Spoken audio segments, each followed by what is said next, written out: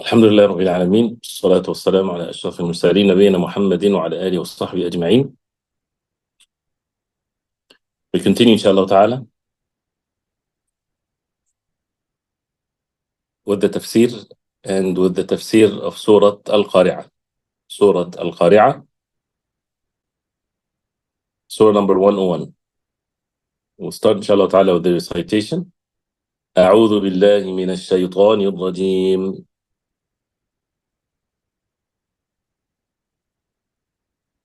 بسم الله الرحمن الرحيم.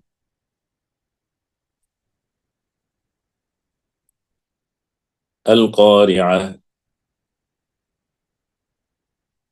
ما القارعة؟ وما أدراك ما القارعة؟ يوم يكون الناس كالفراش المبثوث وتكون الجبال كالعهن المنفوش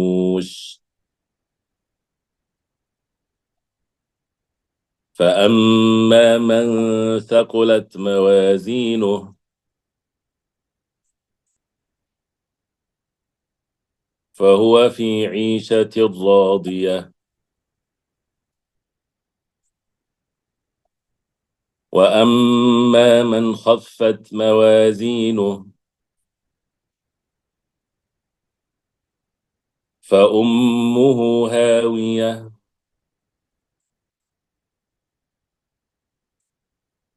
وما أدراك ما هي نار حامية.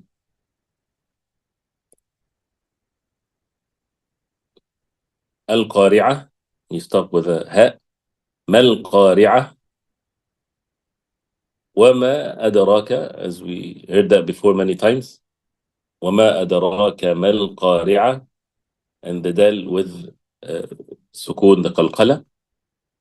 يوم يكون الناس كالفراش المبثوث وتكون الجبال كالعهن المنفوش بإخفاء, and then you have the sheen where you make sure that it's a sheen. فأما بميم الشدة من ثقلت إخفاء موازينه فهو في عيشة راضية إدغام without غنة. وأما من خفت موازينه فأمه هاوية وما أدراك ما هي نار حامية. سورة القارعة is a Makki surah, and it was said to be revealed after Surah Quraysh. After Surah Quraysh. And the first ayah, like the few surahs that we talked about before, it says Al-Qari'atu mal Qari'a wa ma adraka mal Qari'a. And Al-Qari'a is one of the names of the Day of Judgment. As he says here, Al-Qari'a min asma'i yawm al-Qiyamah, from the names of the Day of Al-Qiyamah. سميت بذلك, it was called Al-Qari'a لأنها تقرع الناس وتزعجهم بأهوالها. Because it's تقرع. تقرع is the verb of Al-Qari'a. تقرع, that means it strikes. So that's why Al-Qari'a, the meaning of it is the striking hour. So because it strikes the people, وتزعجهم, and disturbs them by its horrors. ولهذا عظم أمرها وفخمها. That's why Allah subhanahu wa ta'ala exalted its matter. It's not a simple thing. And it's always this tahweel, as we talked about it before. Al-Qari'atu, something major, the most major, the biggest thing that can ever a human being witness whatsoever in their journey of existence is the day of Al-Qiyamah. Al-Qari'atu, ma al-Qari'a. Ma is istifhamiyya, is questioning. And what's meant for that is at-tahweel, is to make it big. To as we said before, one of the problems with the human beings, one of The problems that we have is that we need to work on ourselves, is to make big what's supposed to be big, and to make small what's supposed to be small. Not physical things, but the non-physical matters. So what is the biggest thing that can ever be is the Day of Judgment. So therefore it has to be the one or the thing that occupies the person constantly. And that would affect one's iman and a'mal and everything. Al-Qari'atu mal-Qari'a wa ma adraka mal-Qari'a. And what made you know, would make you know what is the Qari'a or the striking hour. So, and as mentioned before, with al-haqqa and things like this is increasing the tahweel, increasing the ta'zeem. And what do you know about it? So another istifham, another questioning that is meant for it to, for the person now is ready to give one's attention fully to what's going to be mentioned afterwards, so that the person would benefit from it. And since it's a matter of ghaib, a matter of unseen, and when something that is a matter of unseen, the human beings are required to have their iman to amplify this matter in their hearts. يوم يكون الناس كالفراش المبثوث. On the day where on mankind will be like moths scattered about. يوم يكون الناس, on the day when people will be كالفراش المبثوث. Kaf here is like the tashbih, is the like of. الفراش المبثوث. Al-farash here is the moth, as we heard. And the moth is usually what comes out first from the locusts or something like this. You know, once the first stage after the eggs hatches, this is the small creation of Allah subhanahu wa ta'ala. Or as since Allah subhanahu wa ta'ala mentioned another in Surah Al-Qamar, we heard that before. يوم يخرجون من الأجداث كأنهم جراد منتشر. Al-jarad is mentioned, the locust.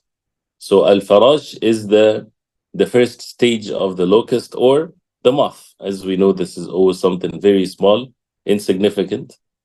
And mabthuth, that means it's scattered, spread all over the place.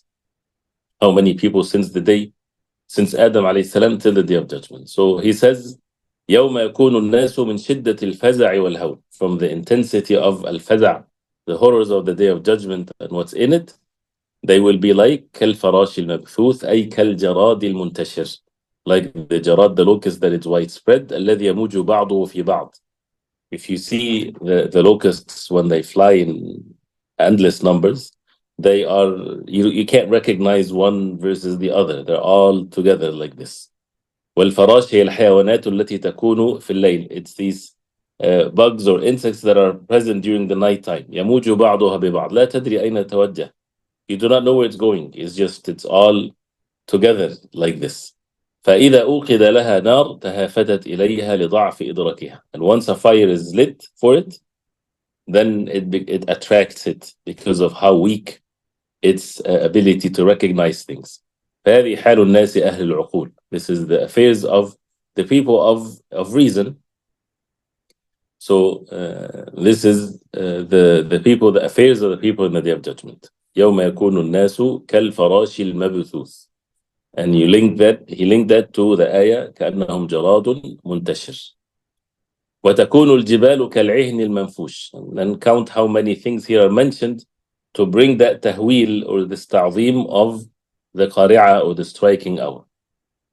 As for the mountains, and the mountains will be like carded wool. وتكون الجبال كالعهن. So the kaf here, as we said, is the tashbih, is the like of.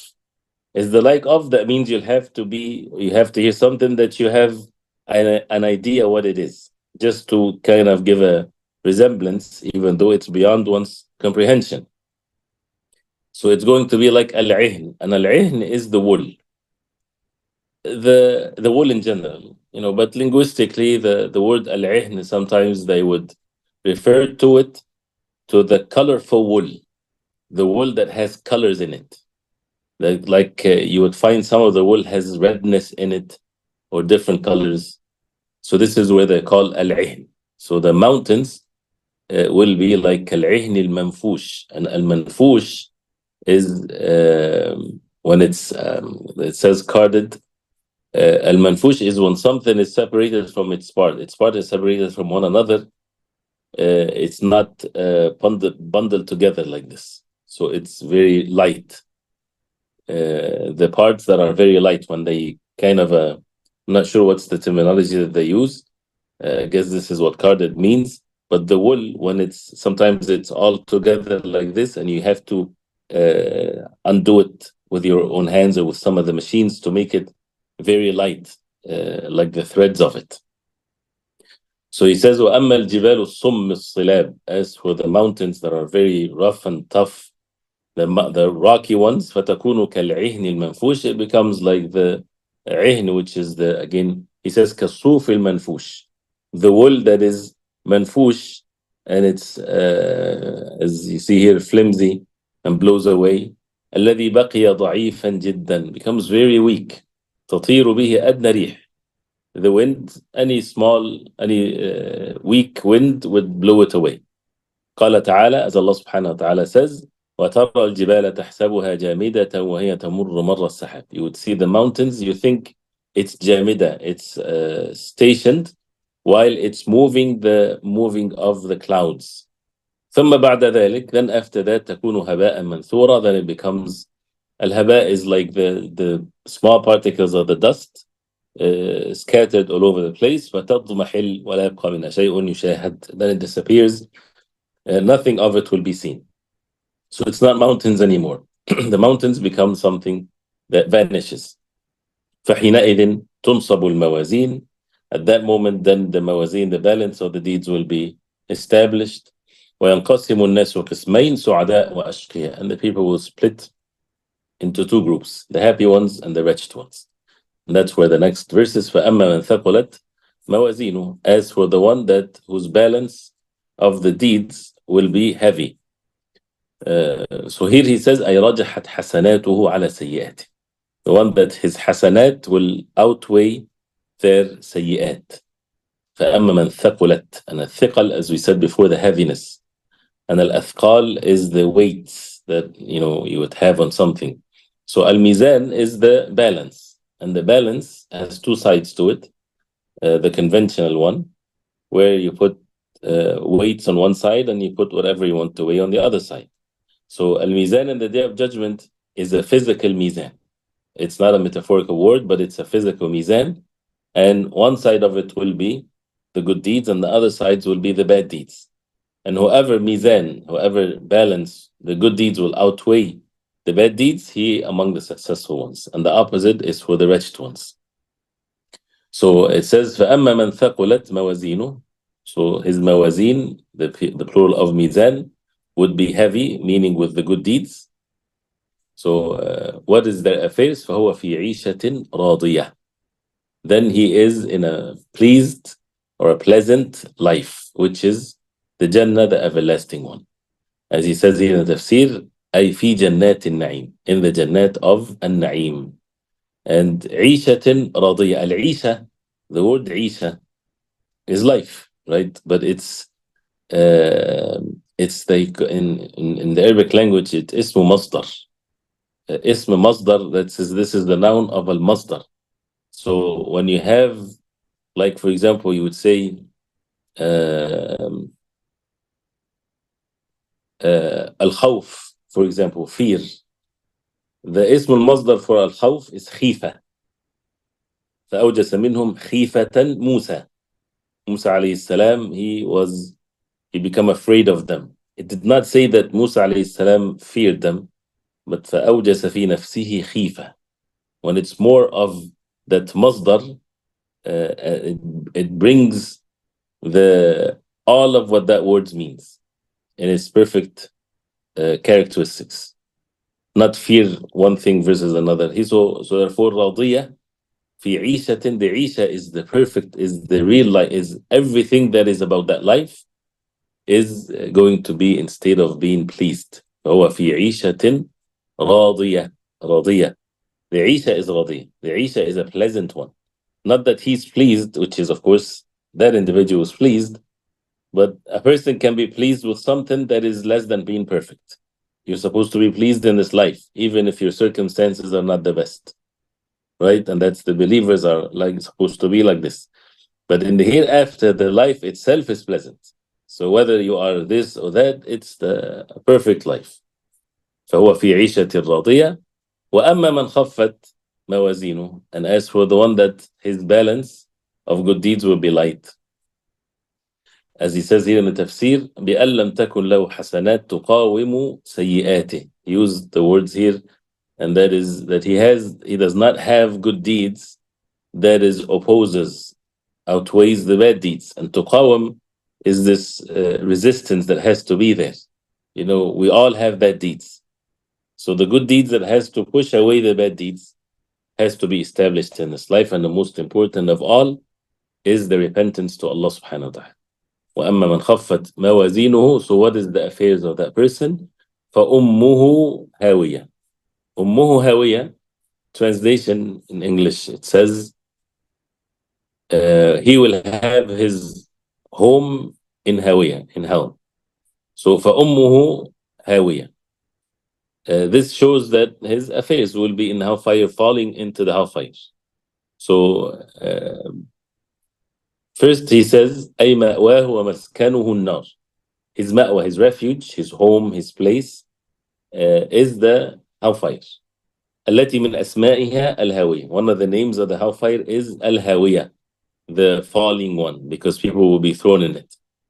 تكون له بمنزلة الأم الملازمة. The hellfire becomes to him like the The is the core of the thing, the mother of things. That means something that he does not stay away from whatsoever. As Allah subhanahu wa ta'ala said about the hellfire, إن عذابها كان غراما. That the punishment of the hellfire is gharama. That means something that they don't leave it whatsoever. وقيل, the other meaning, إن معنى ذلك فأم دماغه هاوية في النار. The other meaning of فأمه, the ha here refers to his head. فأم دماغه, the heaviest part of the body, the head. So this is where it's going to go first in the hellfire, thrown first in the hellfire, goes down, thrown into the hellfire, heads down. أيلقى في النار على رأسه, as it's mentioned also in the Quran. And the word فأمه هاوية, you know that they made fun of that word when it's translated from Arabic. For example, when they say this city is Ummul Ma'arik, the mother of battles and things like this, the word it shows the core of the person, like a mother, which is the thing that never, a person cannot be detached from that whatsoever. His mother is going to be his mother. Of course, this is not what it means. So the Arab, they would talk in an indirect way of the state of the person by the state of his mother, in the good or the evil. Why? Because the intensity of the love of the mother to her son. So she's the most individual that is happy for the happiness of someone else is the mother to her son. And the most individual that is state of grief is when her son is in state of grief. Right? So they would always mention the mother here, hawat ummuhu. They don't literally means that his mother fell down or so, but it means that he is the one that was perished. But they mention the mother because of the sadness and the grief that the mother will be upon. So, and always the ummah of the person is his core. So this is the two meanings that is mentioned. فَأُمُّهُ هَاوِيَةٌ, so it refers to the head, the upper part of the head also. So these are the two meanings that he mentioned. فَأُمُّهُ هَاوِيَةٌ وَمَا أَدْرَاكَ مَا هِيَ. As in the beginning of the surah, what do you know what it is? وَمَا أَدْرَاكَ مَا هِيَ. And that is referring to the Hawiyah. Al-Hawiyah is something, again, falling down in the hellfire, which is one of the names of the hellfire. وَمَا أَدْرَاكَ مَا هِيَ. So once you see وَمَا أَدْرَاكَ, what's the effect of it? As ta'zeem. He says وَهَذَا تَعْظِيمٌ لِأَمْرِهَا. This is to make ta'zeem and exalt the Hawiyah, to make it something that is major in one's heart. And really we should never be bored with repeating these meanings. if you look into ourselves and our actions, the actions of others, what makes the person, for example, Salatul Fajr, you wake up your son, you yourself, when you're trying to wake up, what makes the person not to get up right away and to be concerned and to make the salah and to come up, even wake up early for night prayer? It's because of the lack of ta'zeem. The hearts are not exalting enough the reality of things, the magnitude of these actions. And it's always we get exposed by being tested with materialistic things, because you have to make ta'zeem of something. There's no way out. It's not like there's a human being on the face of earth, aqil, intellect, of course, that doesn't make ta'zeem of anything. Of course, they make ta'zeem of something, which is the $1 million question, right? If someone is told when he's been waking up, get up and I'll give you $1 million now. If he knows that this is for real, he will get up, right? So, and how he will get up and how he will be focused and how, this is something that is vanishes, and it's not, and it's insignificant, and it goes away, and Allah knows best what he's going to do with it. But still, this is how many people would be attached to. Imagine then how things would the hereafter. So Allah subhanahu wa ta'ala, the creator of all things, those who love Allah subhanahu wa ta'ala, they should listen to the Quran, and they should act upon the Quran the way that Allah subhanahu wa ta'ala wants from them. If the ayah doesn't say وَمَا أَدْرَاكَ مَا هِيَ, it is sufficient that Allah subhanahu wa ta'ala is saying to the people, describing the hellfire. But Allah subhanahu wa ta'ala is the most merciful. So, and He wants from us to do this act of ubudiyyah. This is an act of worship, to make ta'zeem, to exalt what Allah subhanahu wa ta'ala exalted. So that's why these verses are extremely important, because it's supposed to show the way that we're supposed. This is an act of worship that you're establishing. وَمَا أَدْرَاكَ مَا هِيَ, وَهَذَا تَعْظِيمٌ لِأَمْرِهَا. Then he says نَارٌ حَامِيَةٌ. نَارٌ حَامِيَةٌ, which means is a hot blazing fire. So this is what describes وَمَا أَدْرَاكَ مَا هِيَ. What is it? نَارٌ حَامِيَةٌ, fire that is blazing. And حَامِيَةٌ is from al-hami, that means it's very hot. Al-humma is when someone has a fever. So as like narullah al-muqada, and many descriptions for the fire. It says ay shadidatul harara, because the temperature of it is very intense. قد زادت حرارتها على حرارة الدنيا 70 ضعفا. It refers to the hadith of the Prophet عليه الصلاة والسلام, that this hellfire, the heat of it is multiplied 70 times than the fire of this worldly life. نستجير بالله منها, we seek refuge in Allah from the hellfire. And that's why when it's described like this, if a person get to see the hellfire in this world, no one will enjoy anything in this life, as the hadith of the Prophet ﷺ. So what to do? To panic? To give up? Of course not. What is meant by this is to have the fear of Allah and to seek refuge in Allah, because Allah subhanahu wa ta'ala is the most merciful. And Allah subhanahu wa ta'ala made the matter very clear. So to keep on one's actions and one's behavior and things upon these meanings. So this is the hellfire.